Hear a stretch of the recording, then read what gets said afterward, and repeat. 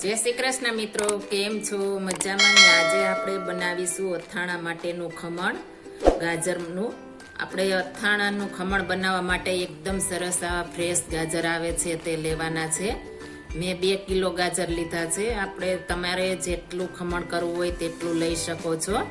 આપણે એકદમ ફ્રેશ ગાજર આવે છે તે લેવાના છે અને એકદમ સરસ લાંબા હોય અને જાડા હોય તે લેશું તો આપણું ખમણ પણ મસ્ત બનશે। આપણે ગાજર લઈએ ત્યારે ખાસ ધ્યાન રાખવાનું છે, આ દાદરાનો ભાગ કહેવાય છે। આ નાનો અંદરનો નાનો છે તેવો નાનો હોવો જોઈએ, નાનો હોય તે લેવાનો છે એટલે દાદરો ઓછો આવે છે। મોટો હશે તો દાદરો વધારે આવશે ને ઉપર માલ ઓછો હશે। એટલે આ રીતના એકદમ સરસ આપણે ગાજર લઈ લેવાના છે। આ ખમણ તમે આખા વર્ષ માટે પણ સ્ટોર કરી શકો છો, જ્યારે આપણે સંભારો કરવો હોય ત્યારે આપણે બનાવી શકીએ છીએ અને આપણે અથાણા માટે બનાવવાના છીએ। તો આપણે પહેલા પાછળનો ભાગ કાપી લેશું આ રીતના બધા ગાજરનો। આ રીતના આપણે દાદરો નાનો હોય તેવો લેવાનો છે, આ દાદરો કહેવાય છે। મોટો આપણે નહીં, આ રીતના નાનો હોય તે જોઈને લેશું એટલે એકદમ સરસ આપણું ખમણ બનશે। આ રીતના આપણે બધા ગાજરને પાછળનો ભાગ કાઢી લેશું। એકદમ લાલ ગાજર હોય તે લેવાના છે। બધામાં પાછળનો ભાગ આપણે નીકળી ગયો છે। હવે તેની આપણે સરસ છાલ ઉતાર લેવાની છે, એકદમ સરસ છાલ ઉતારવાની છે, જરા પણ છાલ નથી રહેવા દેવાની।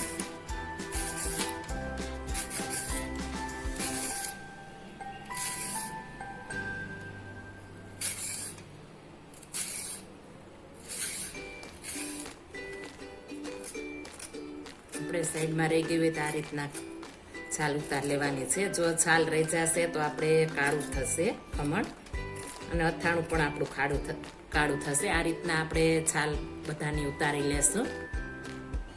બધા ગાજરની છાલ ઉતરી ગઈ છે। હવે આપણે આ રીતના જાડું ખમણ કરવાનું છે, આ રીતના જાડી જારી હોય તેમાંથી ખમણવાનું છે એટલે આપણે સુકાઈતા પતલું થઈ જશે। એટલે આ રીતના આપણે ઊભું રાખીને ખમણી લેવાનું છે। થોડો વજન દઈને ખમણશું એટલે થોડું જાડું થાય, એટલે જાડું થશે તો સુકાશે તો પતલું થઈ જશે। આ રીતના આપણે જાડું ખમણી લેવાનું છે। બધા ગાજર આ રીતના આપણે જાડા ખમણી લેશું। આપણે બધા સરસ ગાજર ખમણાઈ ગયા છે, આ રીતના એકદમ સરસ ખમણવાના છે। આપણે આડું ખમણીશું એટલે આપણું ખમણ પણ લાંબી કાતરી થશે। આપણે કોઈ પણ મોટું વાસણ લઈ લેવાનું છે, મોટા વાસણમાં હશે તો આપણે મિક્સ કરવાની મજા આવશે એટલે આપણે મોટું વાસણ લેવાનું છે। હવે તેમાં આપણે નિમક નાખી દેશું। નિમક આપણે થોડું વધારે નાખવાનું છે, નિમક હશે તો આપણું અથાણું પણ નહીં બગડે એટલે મીઠું નમક વધારે નાખીશું। આપણે 2 ચમચા નાખ્યું છે, અંદાજે આપણે 150 ગ્રામ જેવું નિમક નાખ્યું છે। 3 કિલામાં આપણે તેમાં દાદરા નીકળી જાય છે અને આપણે પાછળનો ભાગ પણ નીકળી જાય છે એટલે 2.5 કિલા જેવું થયું છે। તો આપણે 125 ગ્રામ જેટલું નાખ્યું છે, 125-150 ગ્રામ હશે, અંદાજિત છે એટલે આપણે એ પ્રમાણે નાખવાનું છે। આને આપણે 12 થી 14 કલાક માટે નિમકમાં જ રહેવા દેવાના છે। જેમ નિમક અંદર ચડશે તેમ આપણું અથાણું સરસ રહેશે અને ખમણ પણ આપણું એકદમ સરસ લાલ થશે, નહીતર આપણે કાળું પડી જશે। આને હવે આપણે સરસ મિક્સ થઈ ગયું છે। હવે આને ઢાંકીને આપણે 12 થી 14 કલાક માટે રહેવા દેશું। આપણે 1-2 કલાક જ્યારે સાંભળે ત્યારે આપણે હાથ વડે આ રીતના મિક્સ કરી દેવાનું છે એટલે નિમક સરસ ઓગળી જાય અને બધામાં કોટિંગ થઈ જાય ખમણમાં। હવે આને આપણે 12 થી 14 કલાક માટે ઢાંકીને રહેવા દેશું। આપણે 12 કલાક થઈ ગઈ છે, એકદમ સરસ આપણે પાણી પણ બની ગયું છે। આપણે 12 કલાક જેવું થઈ જાય આપણે ચાખી પણ લેવાનું છે, ખરાશ વધારે થઈ ગઈ હોય એ પ્રમાણ હોય એટલે આપણે આને આ રીતના નીચોવી લેશું। આપણે પાણી બધું નીચોવી લેવાનું છે। આ રીતના નીચોવીને આપણે કોઈ પણ કોટનનું કપડું આપણે લીધું છે તેમાં આપણે સૂકવી દેશું।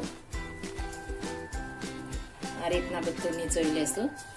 આપણે આને આ રીતના 2 કલાક માટે આપણે નીચે છાંયે સૂકવશું। ત્યારબાદ આપણે એમ લાગે કે હવે પાણી આમાં નથી રહ્યું, ઓછું છે, જરા આપણે આમાં ડાળીને હાથ ભીનો ન થતો હોય ત્યારે આપણે તડકે સૂકવી દેશું. આપણે એકદમ મસ્ત સુકાવા દેવાનું છે. આપણે તડકે રાખીશું એટલે સવારે નાખીશું તડકે તો આપણે સાંજ થશે ત્યાં 90% જેવું આપણે સરસ સુકાઈ જશે, અને તડકો વધારે હશે તો આપણે 100% પણ સરસ સુકાઈ જશે. હવે આપણે કલાક માટે નીચે રહેવા દેશું, ત્યારબાદ હું તડકે નાખી આવીશ. આપણે 1 દિવસમાં સરસ સુકાઈ ગયું છે. આ રીતના આપણે અવાજ આવે તેવું સુકાવા દેવાનું છે. આપણે હાથ વડે તોડીએ તો આ રીતના તૂટી જાય તેવું સુકાવા દેવાનું છે. આટલું ક્રિસ્પી થવા દેવાનું છે. તમે અવાજ સાંભળી શકો છો. આ રીતના અવાજ આવે તેવું આપણે સુકાવા દેશું તો આપણે અથાણું ટાઈમ થશે તો આવું આવું રહેશે, અને આપણે આખા વર્ષ માટે સ્ટોર કરીશું તો પણ આવું આવું રહેશે. એટલે આપણે આ રીતના સુકાવાના દેવાનું છે. હવે આપણે એક કાચની કન્ટેનરમાં ભરી લેશું.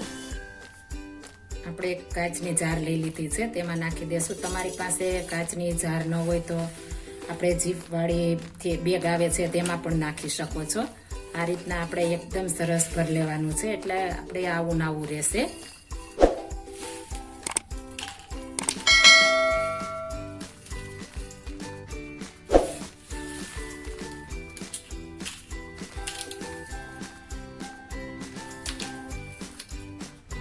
હવે આને આપણે એકદમ સરસ પેક કરીને રાખી દેવાની છે, એટલે આપણે આવું આવું રહેશે. આ રીતના સુકવણી કરશો તો એટલે એકદમ તમારે લાલ ઉપર થશે, નહીતર વ્હાઈટ થઈ જશે. આપણે પંખા નીચે સૂકવીને કલાક માટે તડકે રાખ્યું હતું તોય પણ ક્રિસ્પી થઈ ગયું છે, એટલે આપણો કલર આવો નાવો જળવાઈ રહેશે. આપણે વધારે તડકે નથી રાખવાનું.